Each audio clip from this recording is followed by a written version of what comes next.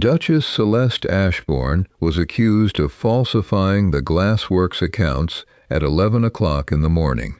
By noon, she had been expelled from the workshop she had governed for 12 years. Duke Adrian stood beneath the great iron clock while his steward read the charges aloud. Beside him waited Lady Viola Harcourt, elegant in dark green silk, one gloved hand resting upon the ring of workshop keys as if they already belonged to her. £27 worth of royal silver is missing, Adrian said. The purchase orders bear your initials. Celeste examined the documents he handed her. The initials were convincing at first glance. The spacing matched hers, as did the narrow stroke she placed beneath every royal commission. But the writer had formed the letter C from the bottom rather than the top. Adrian had watched her sign documents thousands of times. He could have noticed the difference himself if he had wanted to look. "Open the furnace ledgers," Celeste said. "Compare these orders with the daily consumption records and the silver issued to each work table. The ledgers disappeared from your office last night. And you find that convenient?" His expression hardened. "I find it damning." Celeste looked past him at the 80 men and women gathered between the furnaces. Many had learned their trades under her direction. Several had worked beside her after the Western Fire, when she had slept on the workshop floor for 3 weeks, while they rebuilt the collapsed roof and relit the furnaces. Now most of them lowered their eyes. They were not ashamed of her. They were afraid that defending her would cost them their wages. Master Turner, the oldest glassblower on the estate, stood near Furnace 4 with his burned hands closed tightly at his sides. Martha Bell, Celeste's former accounts clerk, had been forced to remain outside the workshop doors. 7 experienced craftswomen had already been dismissed at Viola's recommendation, supposedly because their wages burdened the estate. Viola had removed the people most likely to defend Celeste long before making the accusation. Celeste turned back to Adrian. "Question the clerks," she said. "Inspect the locked silver cabinet. Ask who entered my office last night. The Crown's commission cannot be delayed while you search for another person to blame. I am asking for an inquiry, and I am protecting this estate."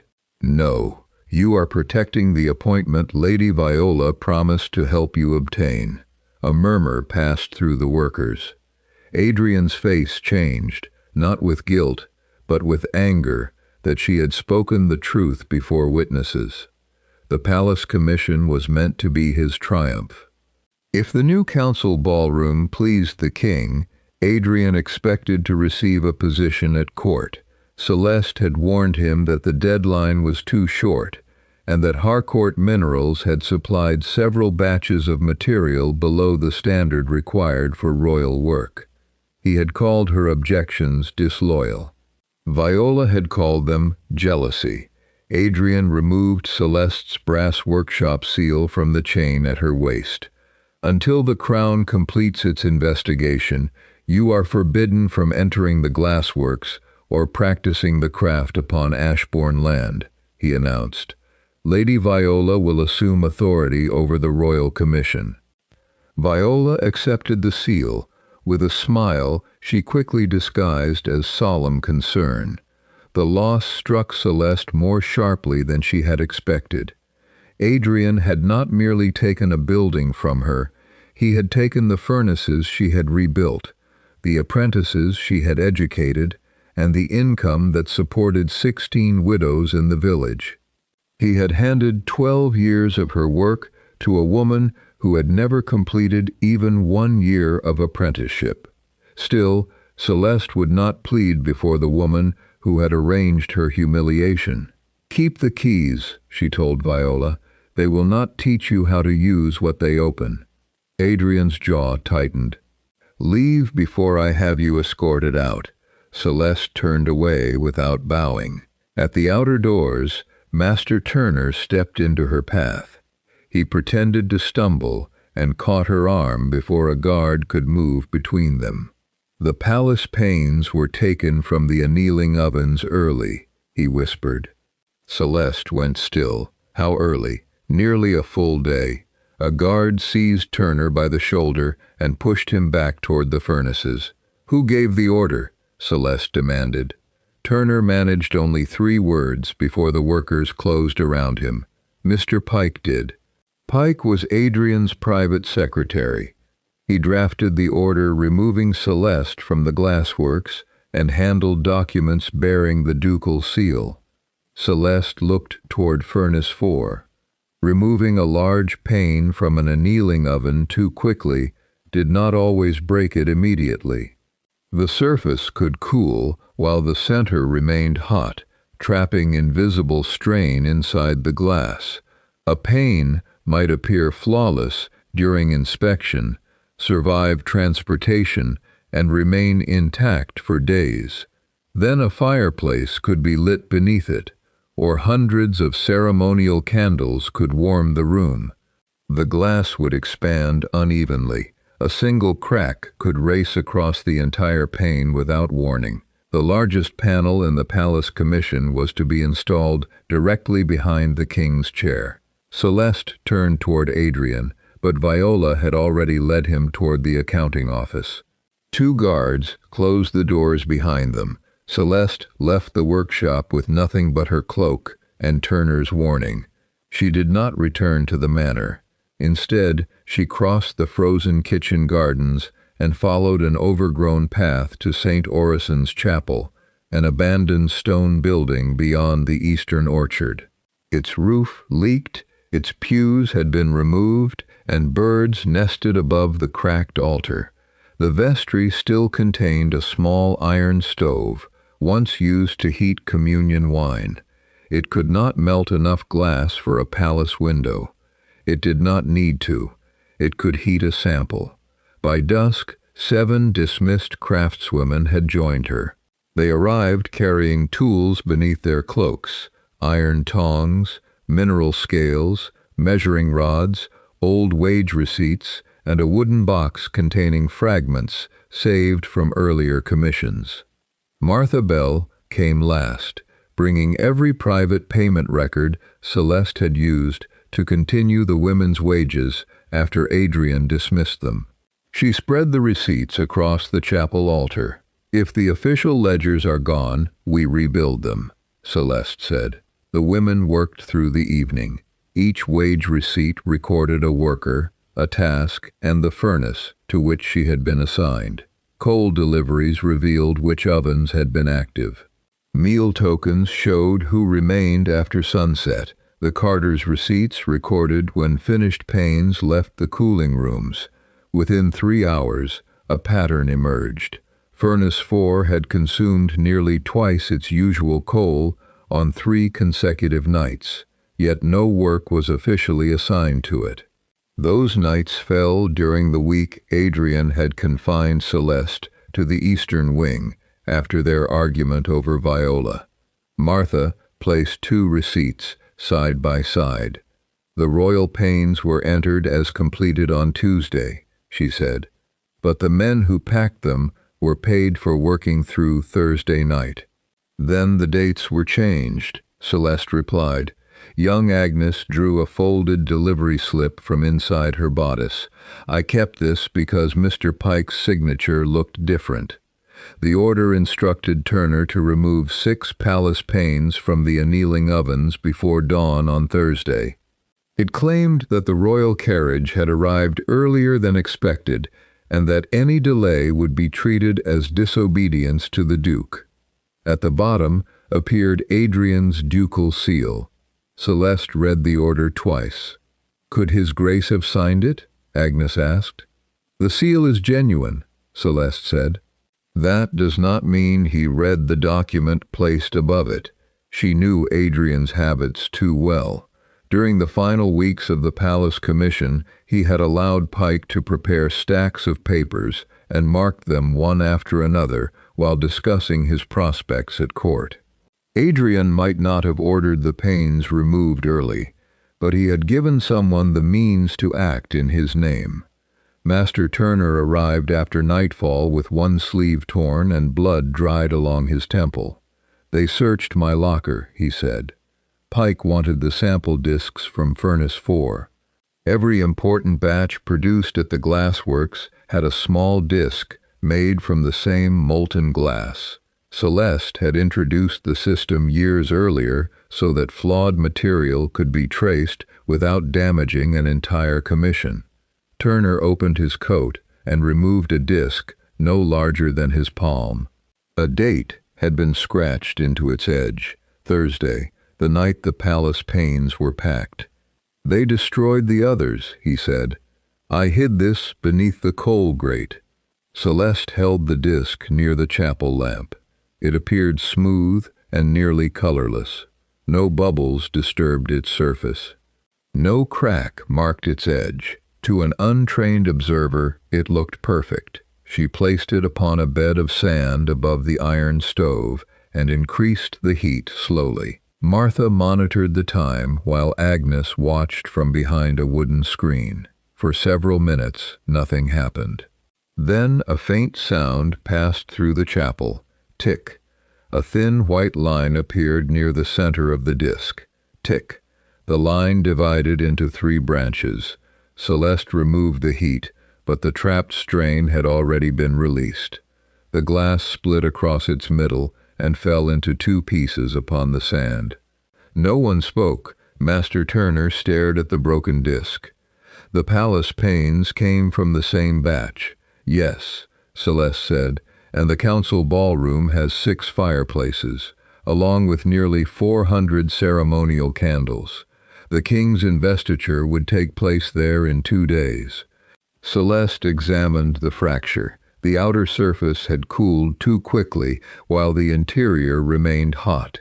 This was not the result of an imperfect formula or an inexperienced worker. Someone had deliberately shortened the annealing process and then altered the records to conceal it. The missing silver was not the only crime. It was the accusation intended to keep Celeste away from the panes until it was too late. Martha gathered the surviving receipts. "We take this to Adrian." "Not yet," Celeste said. "He will say one broken sample proves nothing. Viola will say I damaged it myself." "What do we do?" Celeste looked around the ruined chapel at the women Viola had dismissed, the records Adrian had ignored, and the fragment someone had failed to destroy. "We make the Crown witness the next test," she wrote directly to Sir Edmund Vale of the Royal Office of Works. She requested that one pane already installed in the palace be inspected beside the surviving Furnace 4 sample. The materials would be sealed, the heating controlled, and every stage witnessed by royal examiners. She included copies of the wage receipts, the altered packing dates, and Pike's order bearing Adrian's seal. Agnes prepared to carry the letter, but pounding shook the chapel door before she reached it. A royal messenger stumbled inside, breathless from riding. He carried a narrow wooden case sealed with crimson wax. "The council ballroom," he said. "One of the new panes cracked when the servants lit the western fireplace." Celeste opened the case. Inside lay a long sliver of pale blue glass. A fracture ran through it in the same branching pattern as the broken sample upon the stove. "Was anyone hurt?" she asked. "Not yet." The pane remained in its frame. "Which window?" The messenger hesitated. "Not a window, Your Grace." He handed her the palace installation plan. 24 large panes surrounded the ballroom, but a 25th panel, thicker than all the others, had been fitted into an ornamental frame above the royal dais, directly over the king's chair. Celeste looked at the shattered sample upon the altar. The first crack had already appeared, and tomorrow every fireplace in the ballroom would be lit. Sir Edmund Vale arrived at St. Orison's Chapel shortly after dawn with 2 examiners from the Royal Office of Works. Adrian came with them. Viola followed at his side, wearing Celeste's brass workshop seal at her waist. The broken sample remained upon the altar beside the wage receipts, coal invoices, and altered packing orders. Sir Edmund examined the fracture without touching it. "You say this disc came from the same batch as the palace panels?" "Master Turner removed it from Furnace 4, Celeste replied. "The date scratched into the edge matches the night the panels were packed." Turner confirmed her account.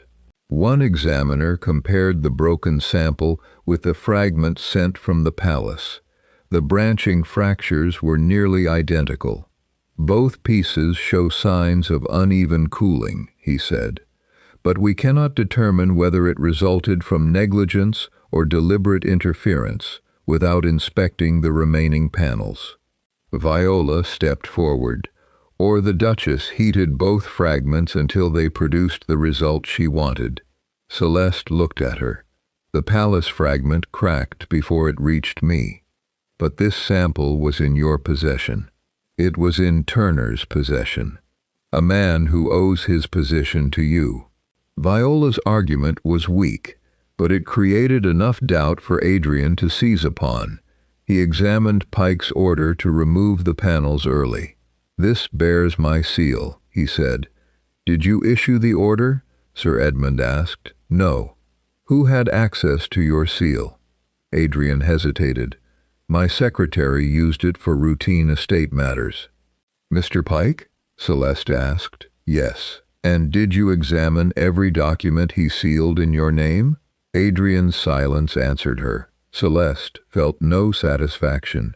His carelessness had already placed workers at risk, but he still spoke as though admitting it would be worse than the danger itself. Sir Edmund folded the order. "Until the palace panels are inspected, no further glass may leave the Ashbourne works.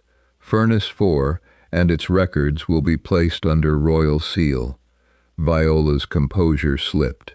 "The commission is almost complete. Delaying it now will disgrace the estate." "A panel has already cracked above the royal dais," Celeste said. "The estate's reputation is not the first concern." Adrian turned toward her. "If this becomes public before the facts are established, the king may cancel every Ashbourne contract. If we remain silent and that panel falls, Ashbourne may be remembered for killing him." The chapel grew quiet. Sir Edmund ordered 2 guards to accompany Turner back to the Glassworks and secure the furnace records. Another examiner prepared the broken fragments for transport to London. Viola touched the workshop seal at her waist. Celeste controlled the commission when those panels were designed. Even if the cooling was mishandled later, the fault may still begin with her instructions. Celeste opened the wooden case containing the palace fragment.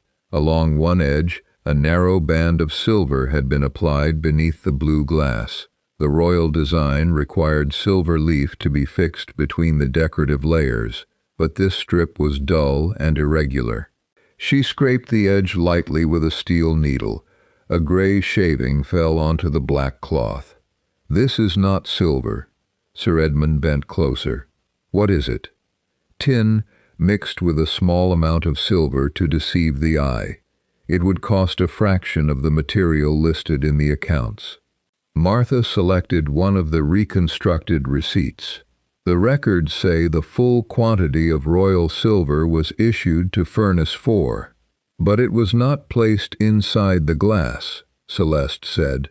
The accusation against her now made sense.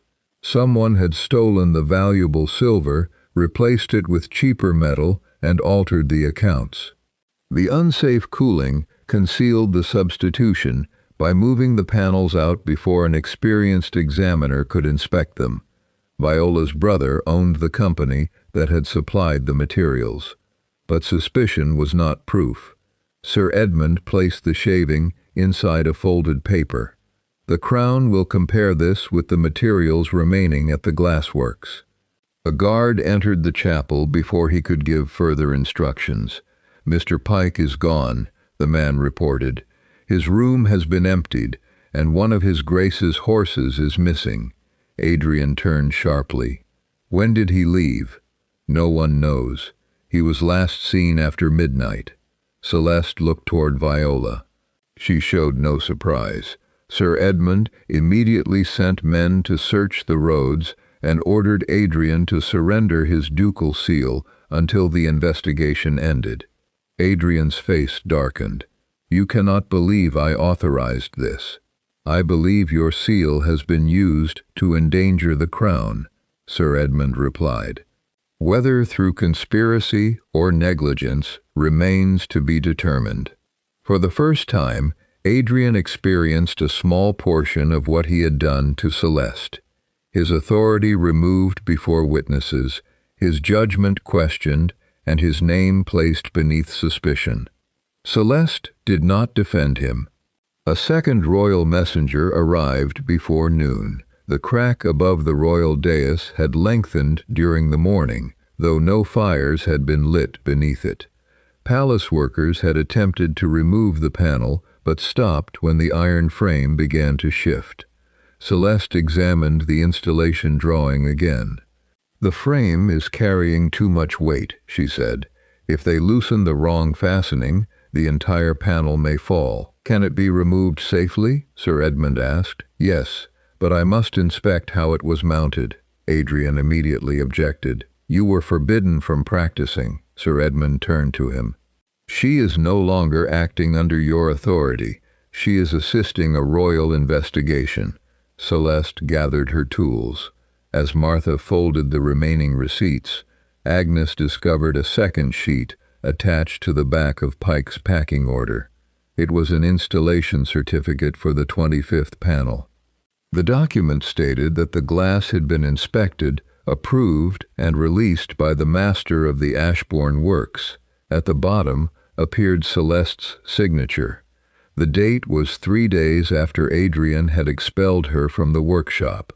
Celeste handed the certificate to Sir Edmund. Whoever stole the silver did not merely intend to blame me for the accounts, she said. They intended to place my name beneath whatever happens in that ballroom. Outside, the royal carriage waited to take her to London.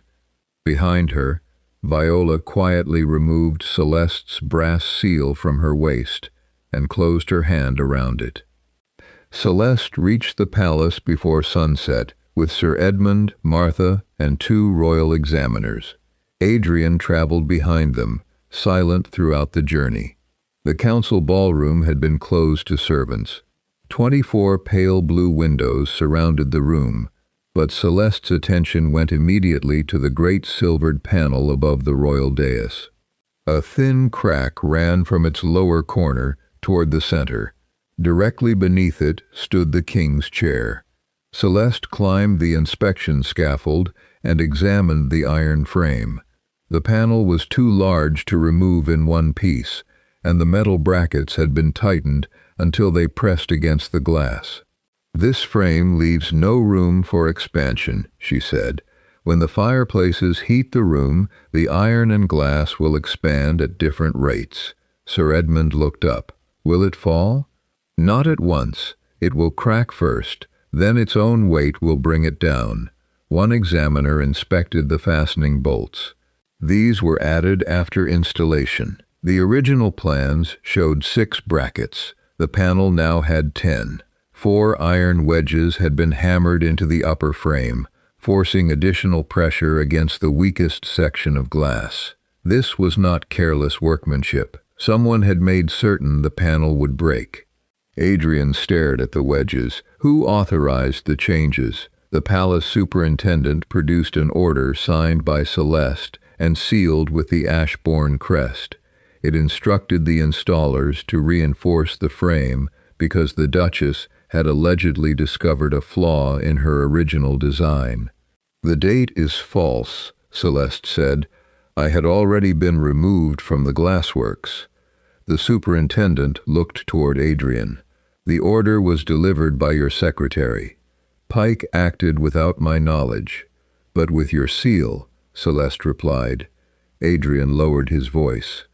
This is neither the time nor the place. It became the place when you allowed your authority to be used here. Sir Edmund ordered the false document seized. Celeste scraped a small section from the silver backing. Beneath the surface lay tin mixed with only enough silver to pass a hurried inspection.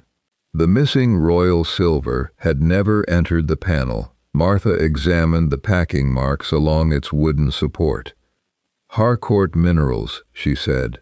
The company belonged to Viola's brother, Lord Julian Harcourt. Adrian turned away from the dais. Celeste understood what he was trying not to admit. He had given Viola control of the workshop, allowed Pike to use his seal, and accepted materials from Julian's company because the Harcourts promised to secure his place at court. "Did Viola recommend her brother as supplier?" Sir Edmund asked. Adrian answered after a long pause. "Yes." "Did the Duchess object?" "Yes." "And you removed her from the commission." "I believed her objections were personal." Celeste stepped down from the scaffold. "You believed what protected your ambition." Before Adrian could respond, the chamberlain entered with news from the royal household. The investiture would begin at noon the following day. Foreign envoys had already arrived, and the king would not postpone the ceremony without direct evidence of an attempt against him. Sir Edmund pointed toward the altered frame. "This is evidence." "It proves dangerous workmanship," the chamberlain replied. "Not an assassination attempt." Celeste looked again at the panel. If it were only meant to fail, the extra wedges would have been unnecessary. Someone wanted to control when it fell. She ordered the western fireplace opened. Inside, behind the iron grate, an examiner found a narrow metal channel running upward through the wall. It ended directly behind the lower edge of the panel. Once the fire was lit, concentrated heat would rise through the channel and strike one section of the already strained glass. The panel would break above the king within minutes. Sir Edmund immediately ordered the dais sealed and the fireplaces left cold. "We remove the panel tonight," Adrian said. "Not by force," Celeste warned. "One wrong blow could bring it down upon the men beneath it."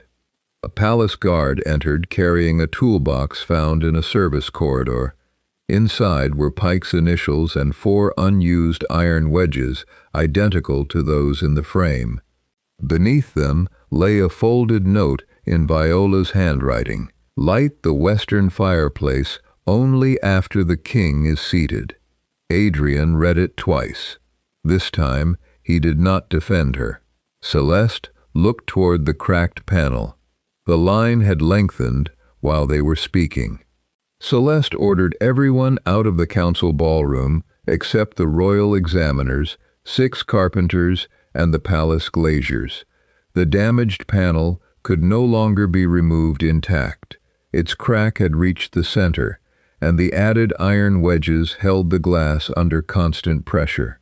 "We will not save the panel," Celeste said. "We will control how it breaks." The carpenters built a timber platform beneath the dais.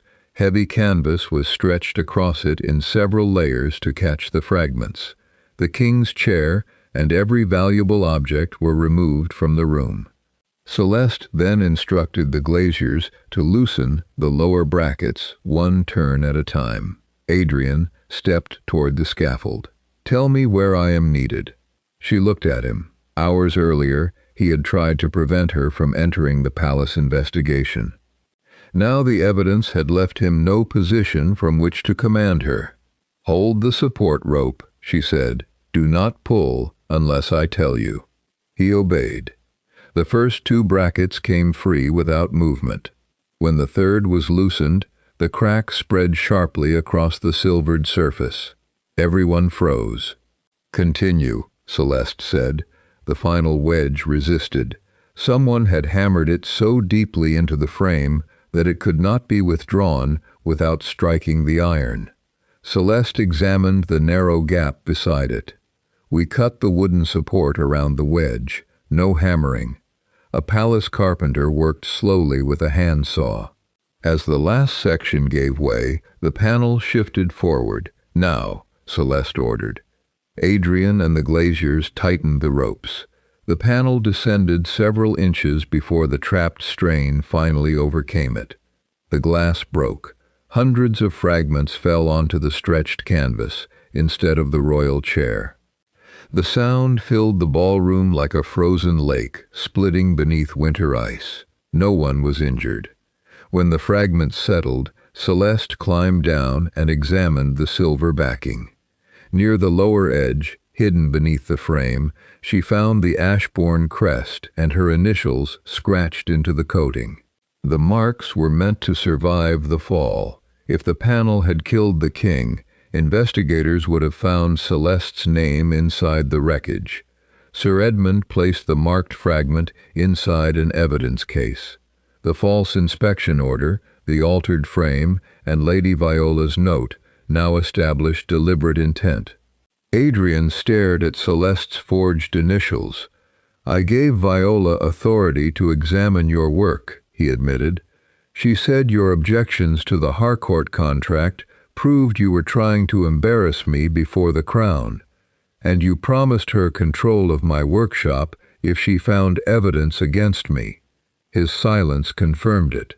Celeste had believed Viola created the accusation, and Adrian merely accepted it. The truth was worse. His resentment had invited Viola to search for a weapon, and his ambition had persuaded him to accept the first one she offered. Before Sir Edmund could question him further, a palace messenger entered. He had ridden from Ashbourne without changing horses. "The royal seals on the Glassworks have been broken," he reported. "Master Turner and the 2 guards were found bound inside the cooling room." Celeste's attention sharpened. "Are they alive?" "Yes, but the accounting office has been set on fire." Martha stepped closer. "The original silver records are kept there. So are the remaining Furnace 4 samples," Celeste said. Sir Edmund ordered a carriage prepared. Adrian moved to follow her. Celeste stopped him. "You may come because your seal opened those doors," she said. "But when we reach the Glassworks, you will act under my instructions." Adrian looked at the shattered panel above the empty dais. Then he bowed. "As you command." Outside the palace, smoke-dark clouds gathered over the northern road. At Ashbourne, the evidence that could fully clear Celeste's name was already burning. Celeste reached the Ashbourne Glassworks after midnight. Flames had consumed part of the accounting office, but the stone wall separating it from the furnaces still held. Workers formed a chain from the courtyard well, while smoke poured through the upper windows. Celeste took command before leaving the carriage. "Close the eastern vents. Open the roof shutters above Furnace 2. Keep water away from the hot ovens unless you want the brickwork to explode." The workers obeyed immediately. Adrian followed her into the workshop without attempting to overrule her.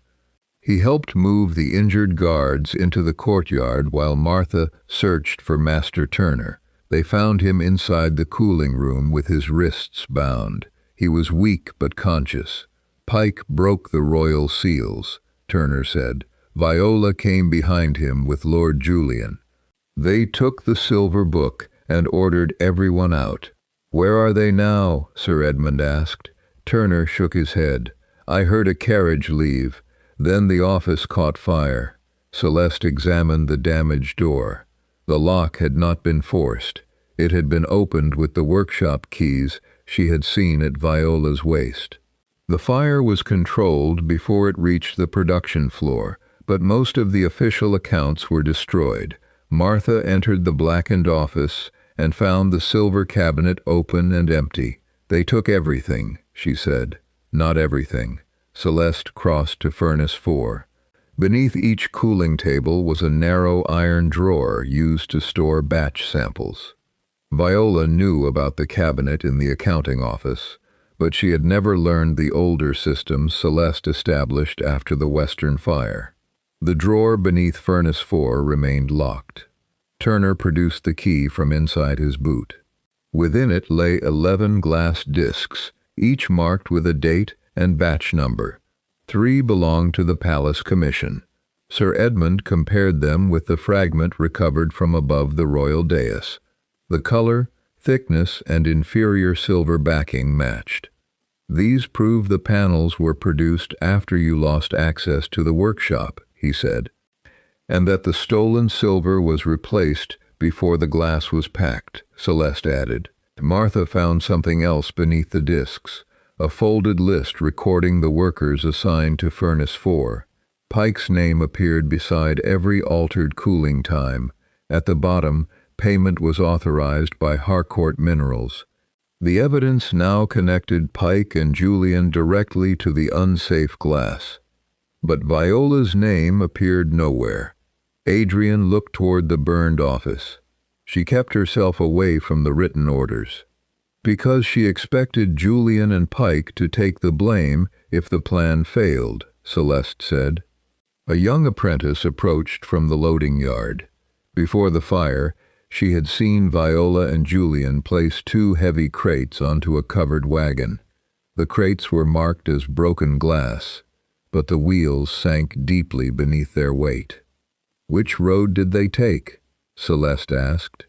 "They did not leave the estate. They went toward the old finishing house. The abandoned building stood beyond the western wall. Years earlier, workers had used it to apply silver backing to mirrors.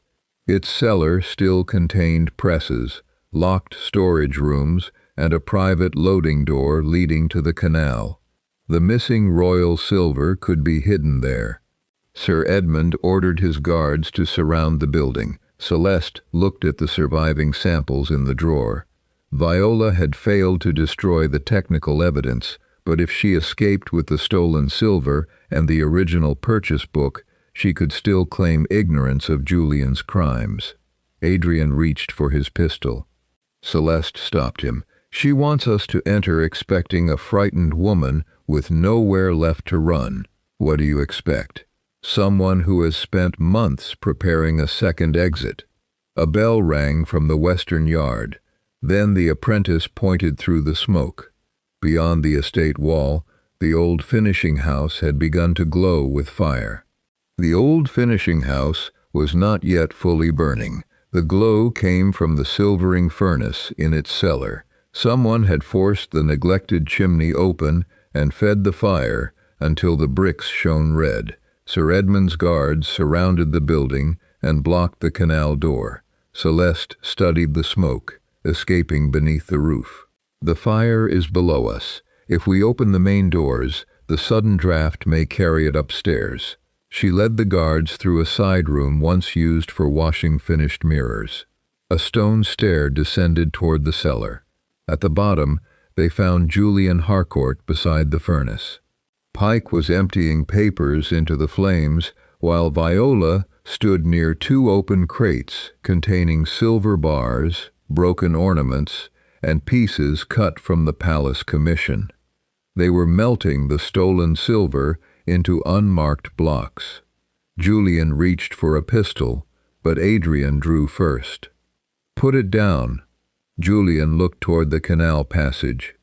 2 royal guards already blocked it. He surrendered the weapon. Pike threw the final bundle of papers into the furnace and attempted to overturn the crucible. Celeste pulled the iron safety lever beside the stair. A metal screen dropped between the furnace and the room, trapping the molten silver behind it. The device had been installed years earlier to protect workers from spills. Pike had never known it existed. The guards seized him. Viola did not resist. Even with smoke gathering above her, she remained composed. "You have found Julian's theft," she said. "Nothing here proves I knew what he intended for the palace." "You carried the workshop keys," Celeste replied. "You broke the royal seals and opened this building. I came to stop him." "Then why did you order the accounting office burned?" "I ordered nothing." Viola turned toward Adrian. You know why you appointed me. Celeste had allowed the commission to fall behind, and you needed someone willing to finish it. Adrian did not answer. Celeste searched the table beside the crates. The original silver book was gone, but its leather cover lay near the furnace. Most of its pages had already burned. Martha recovered several sheets from beneath an overturned box. They listed payments from Harcourt Minerals to Pike. Along with the dates, the palace panes were removed from the annealing ovens. Still, Viola's name appeared nowhere. Then Celeste noticed a small green ledger inside Viola's traveling case. It did not record workshop expenses. It contained Julian's debts, the value of the stolen silver, and the amount promised to Pike after Celeste's conviction. On the final page, Viola had written, "Once the panel falls, the forged inspection certificate will place responsibility upon the Duchess. Adrian will deny knowledge to protect his appointment. Both will be ruined before either can accuse us." Sir Edmund read the entry, then compared the handwriting with the note found at the palace fireplace. It matched. Viola's composure finally broke. "You cannot prove when that was written." "The ink is fresh," Martha said, "and the calculation includes the exact weight of silver found in these crates." Julian began blaming his sister before the guards even placed him in irons. Pike followed, claiming Viola had ordered every false signature and altered cooling time. Sir Edmund arrested all three for fraud, theft, arson, and conspiracy to endanger the crown. As Viola was led upstairs, she looked at Adrian. "You gave me the seal. You gave me the workshop. You wanted evidence against your wife, and I gave it to you." Adrian's face drained of color. She was trying to share her guilt with him. Celeste knew the distinction clearly. Adrian had not designed the falling panel or stolen the silver, but none of it could have happened without the authority he had given Viola and his willingness to believe the lies she created. In Viola's case, Sir Edmund found one more document. It was Adrian's original letter appointing her to investigate Celeste privately. In return for proof of disloyalty, he had promised her permanent control of the Glassworks. Celeste handed the letter to him. "You did not merely accept her accusation," she said. "You asked her to find one." For once, Adrian offered no defense. Outside, the fire was extinguished. The stolen silver, surviving ledgers, and Viola's private account book were carried into royal custody. Celeste's innocence could now be proven. But clearing her name would not erase the husband who had made the lie possible. By morning, the royal examiners had assembled the surviving evidence inside the Glassworks. The 3 Furnace 4 samples matched the fragments recovered from the palace. Each contained the same cheap tin backing and showed the same damage caused by being removed too early from the annealing ovens. The dates mattered most. All 3 samples had been produced after Adrian barred Celeste from the workshop. The wage receipts proved she had not entered the building. The altered packing order carried Pike's handwriting. Harcourt Minerals had paid him on the same day the panels were removed. Viola's private ledger explained why the false inspection certificate bore Celeste's name. Sir Edmund issued his preliminary finding before the assembled workers. Duchess Celeste Ashbourne did not authorize the defective panels, remove the royal silver, or alter the production records. The evidence against her was fabricated. A quiet breath passed through the workshop. Then the workers began striking their iron tools against the tables. One blow became 10, then 50, until the furnaces echoed with the sound. Celeste stood beneath the same clock where Adrian had accused her.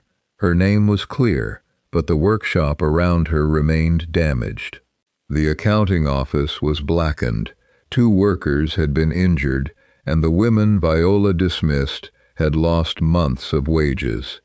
An official declaration could not restore those things by itself. Julian, Viola, and Pike were transported to London under guard. The stolen silver, surviving records, and palace fragments went with them. The Crown also opened an inquiry into Adrian's conduct.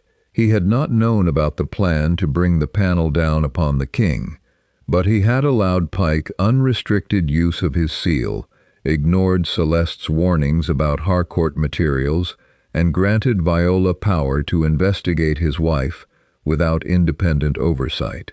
After the prisoners departed, Adrian approached Celeste near Furnace 4.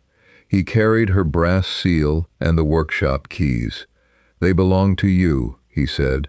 "Celeste did not take them. You removed them before 80 workers. I know. You accused me of theft before them. You gave my authority to Viola before them. Returning these in an empty workshop repairs nothing." Adrian looked toward the workers gathered beyond the furnace doors. "What do you require?" "The truth spoken as publicly as the lie." He lowered the keys. Celeste continued. "The dismissed craftswomen will be reinstated with back wages. The injured workers will be compensated from your private income. The widow's pensions will no longer depend upon an allowance you can withdraw whenever you are angry with me. I will agree to all of it. You will not agree in private. You will place it before the Crown." Pain crossed his face, but Celeste felt no obligation to soften the consequence. "I believed Viola because I was angry that you opposed me," he said. "I told myself I was protecting the estate. You were protecting your ambition." "Yes." It was the first time he admitted it without qualification. A royal courier arrived that afternoon with summonses for Celeste, Adrian, the workers, and every surviving witness. The hearing would take place in the Palace Council ballroom, the same room where the glass panel had nearly fallen upon the king. Before leaving, Adrian offered Celeste the keys once more. She closed his hand around them. "Not from you," she said. "Not until everyone who watched you take them hears why you were wrong." The humiliation had been public. The restoration would be public too. The night before the royal hearing, Adrian received a message from Viola's cell. She offered him a bargain. If he claimed that Pike had stolen the ducal seal without permission, she would say nothing about the private investigation he had ordered against Celeste. Adrian could preserve his title, his reputation, and perhaps even his court appointment. In return, he had to destroy the letter promising Viola control of the Glassworks. Adrian brought the message to Celeste. "She believes I will protect myself again," he said, "because that is what you have done every time the truth threatened your ambition." He placed both Viola's message and his original letter upon the table. "I will give them to Sir Edmund." Celeste studied him carefully. It was the correct decision, but it did not undo the choices that had made it necessary. "You may tell the truth tomorrow," she said. "Do not mistake that for repairing our marriage." "I do not." For once, he did not ask her to reconsider. Together with Martha and Sir Edmund, Celeste arranged the evidence in a clear sequence. The forged purchase orders accused her of stealing the silver. The wage records proved she had been barred from the workshop before the dangerous panels were made. The Furnace 4 samples showed that the glass had been removed from the annealing ovens too early. The false installation certificate placed her name above the royal dais. Viola's ledger recorded the plan to blame her after the panel fell. The recovered silver connected the theft to Harcourt minerals. Turner and the dismissed craftswomen would testify about Pike's orders. The palace glaziers would describe the extra wedges and concealed heat channel. Celeste needed no dramatic confession from Viola. The physical evidence already told the story. Before leaving, Sir Edmund informed Adrian that the crown did not consider him part of the plan against the king. However, his misuse of the ducal seal and his conduct toward Celeste would be examined publicly. Adrian accepted the decision. Then he turned to Celeste. "If the king asks what restoration you require, name everything." "I intend to." She had already prepared her terms. The Glassworks would be placed in an independent trust, controlled by Celeste and its workers. The dismissed women would receive back wages. The injured men and the 16 widows would receive permanent support funded from Adrian's private fortune. Her exoneration would be published in the Crown Gazette, and Celeste would request a legal separation, with her own residence and complete control over her income. Adrian read the final condition. His hand tightened around the paper, but he signed beneath it. At dawn, they returned to the palace council ballroom. The shattered panel had been removed. Clear temporary glass now filled the empty frame above the dais. Viola, Julian, and Pike were brought in under guard. Behind Celeste stood Martha, Turner, Agnes, and the workers who had rebuilt the evidence after Adrian tried to silence her. The king entered. This time, Celeste did not stand beside her husband. She stood before him. The royal hearing began in the same ballroom where the glass panel had nearly fallen upon the king. Celeste presented the evidence herself. She showed that the forged silver orders differed from her handwriting. The wage receipts and furnace records proved she had been barred from the Glassworks before the palace panels were produced. The surviving sample discs matched the fragments recovered from above the royal dais. Each showed the same inferior metal backing and the same damage caused by being removed from the annealing ovens too early. Master Turner described Pike's order to shorten the cooling time. The palace glaziers confirmed that additional wedges had been driven into the frame and that a concealed channel would have directed heat from the fireplace toward the weakest section. Finally, Sir Edmund presented Viola's private ledger. It recorded the stolen silver, the payments to Pike, and the plan to blame Celeste after the panel fell. Viola rose angrily. "None of this could have happened without Adrian. He gave me his seal, his authority, and his wife's workshop." The room fell silent. Adrian stepped forward. "She is correct." Even Viola appeared surprised. "I did not know of the plan against the king," he continued, "but I gave Lady Viola the authority she used to carry it out. I ordered her to investigate my wife because Celeste opposed my pursuit of a court appointment. I allowed Pike to use my seal, ignored warnings about Harcourt materials, and accepted accusations that served my resentment." He placed his letter to Viola before the king. "I accused Celeste publicly without granting her a proper inquiry. The criminal conspiracy belongs to Viola, Julian, and Pike. The betrayal of my wife belongs to me." Adrian's confession did not erase what he had done, but it prevented him from hiding behind Viola's crimes. The king ordered Viola, Julian, and Pike held for trial on charges of theft, fraud, forgery, arson, and conspiracy to endanger the crown. Harcourt Minerals was seized pending judgment, and its assets were reserved for the injured workers and the recovery of the stolen silver. Then the king addressed Celeste. "What restoration do you require?" Celeste named her terms. The Glassworks would be removed from Adrian's sole control and placed in a trust governed by Celeste and elected representatives of its workers. Every dismissed craftswoman would be reinstated with back wages. The injured workers and 16 widows would receive permanent pensions. Adrian would pay for the rebuilding from his private fortune rather than the tenants' rents. The Crown Gazette would publish Celeste's complete exoneration and withdraw every accusation of theft and professional misconduct. Finally, Adrian would sign a formal deed of separation guaranteeing Celeste her own residence, income, and freedom from his household authority. The king approved the settlement. Before the same workers and nobles who had witnessed Celeste's humiliation, Adrian returned her brass seal and the workshop keys. "My wife did not steal the royal silver," he declared. "She did not falsify the accounts or endanger the king. I deprived her of her work because I valued ambition over judgment and pride over trust." Celeste accepted the seal. She did not take the keys.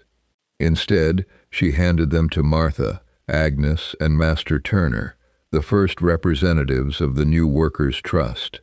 The Glassworks would never again depend upon the favor of one man. After the hearing, Adrian approached Celeste beneath the temporary clear panes. "I will not ask you to forgive me."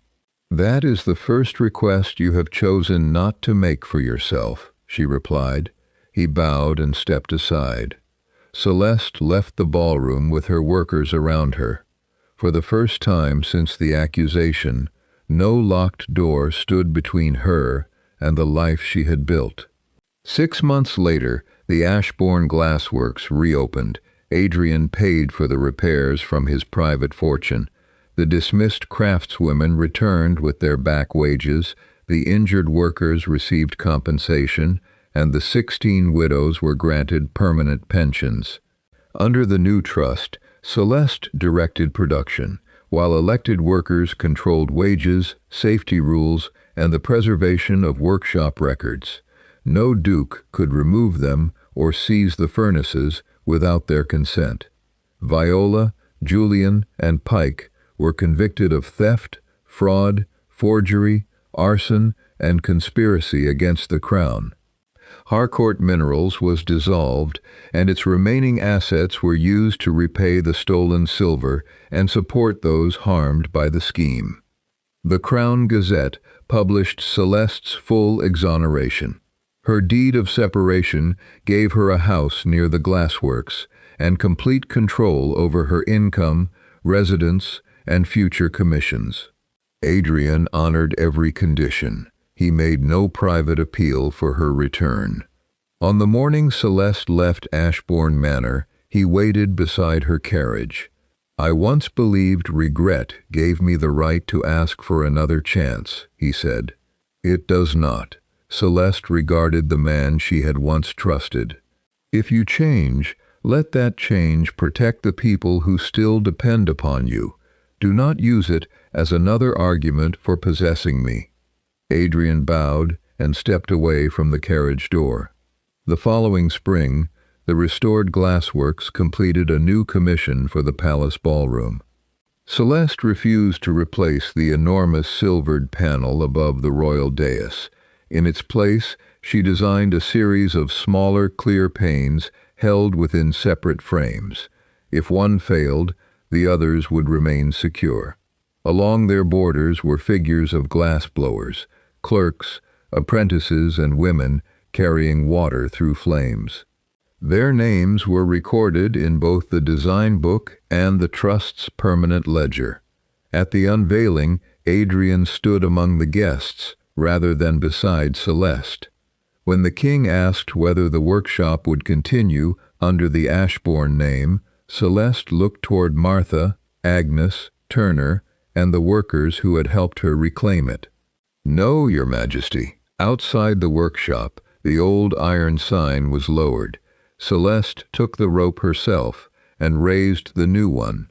Celeste Glassworks, a workers' trust sunlight, passed through the palace windows without cracking the glass.